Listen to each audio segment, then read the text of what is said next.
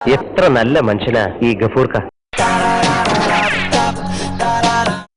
അല്ല, സ്കൂൾ സമയം കഴിഞ്ഞിട്ടു നിങ്ങളെ മോനെ കാണില്ലല്ലോ, എവിടെ പോയി?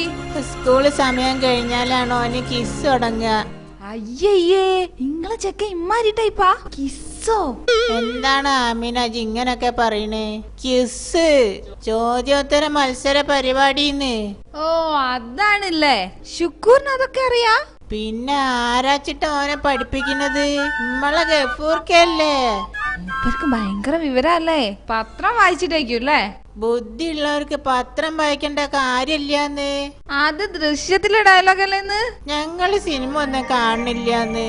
അല്ലാണ്ടുള്ള വിവരാണ് മൂപ്പർക്ക്. ലോകപരിചയം എന്നുള്ള ഒരു സാധനം ഉണ്ട് മോളെ. ആ ശുക്കൂർ അതാ വരുന്ന.